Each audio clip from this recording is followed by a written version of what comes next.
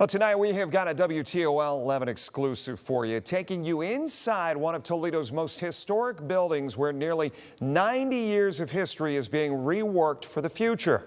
The Reptile House at the Toledo Zoo is undergoing a major renovation, including a brand new crocodile exhibit.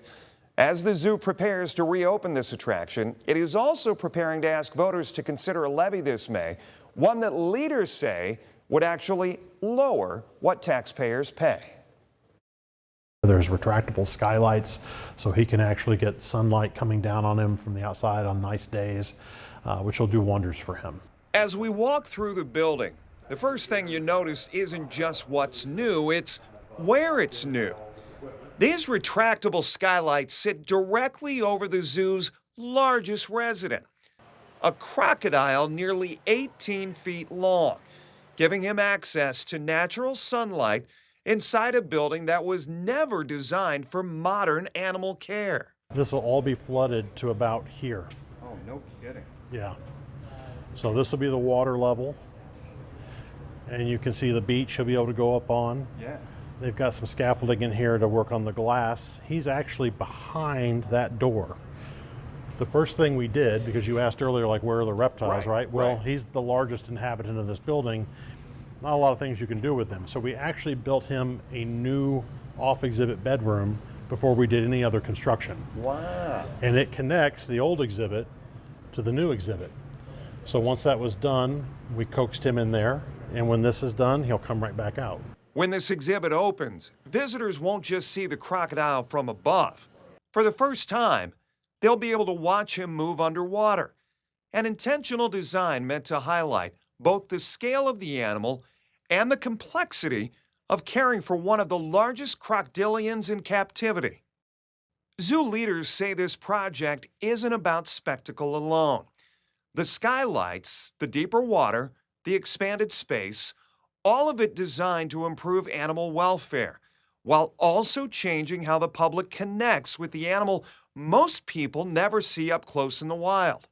I think when you're up close to that animal, because when he's standing next to me, he's this tall, which you can't, it's hard to even conceive of a crocodile or alligator that's that big. The challenge? All of this is happening inside a building that dates back to the Great Depression. The Reptile House is part of the largest collection of Works Progress Administration buildings on any zoo campus in the country, built in the 1930s with materials sourced from around Toledo. These were buildings that were built during the Great Depression when Roosevelt was able to find money for the tradespeople to do the building, but the materials of this building are all recycled from all around town. We actually have a plaque in the back that talks about where the bricks came from, where the wood came from, where the stones in the floor came from, and it's really an amazing story. They really were amazing testaments to the tradespeople and to this workforce that Toledo's always had. Preserving that history meant working around original masonry, chandeliers, and rock work. Even as crews installed systems the original designers could have never imagined. Sailors says much of the cost of this renovation won't be obvious to visitors. New heating and cooling systems, updated electrical infrastructure, and modern lighting were added to a building that once relied on 1930s technology. Upgrades meant to carry the space forward for decades. The masonry on these buildings is absolutely incredible. The superstructure of these buildings, the aquarium had a little bit more wear and tear because of the salt water that was kept in there for the fish. But this building's in really great shape. What it is deficient in is when it was designed and built, we didn't have modern HVAC, modern electrical, modern lighting.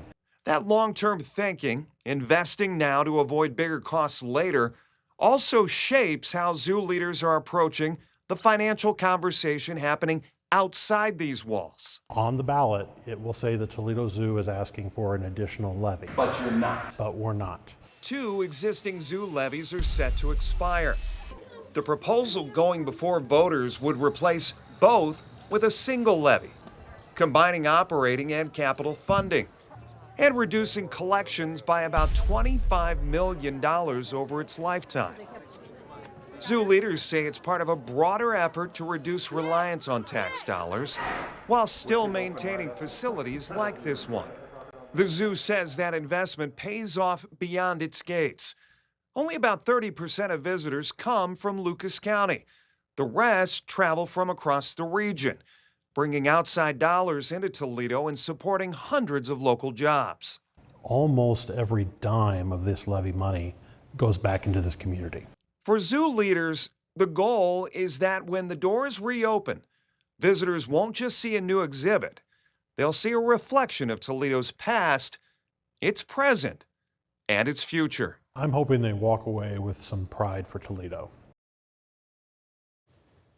Now, the zoo expects the Reptile House to reopen around Memorial Day weekend. Voters will decide on the levy this May. By the way, you can hear more of our conversation with Jeff Saylor this weekend on Leading Edge and hear why he says the zoo's internal operation is truly unique.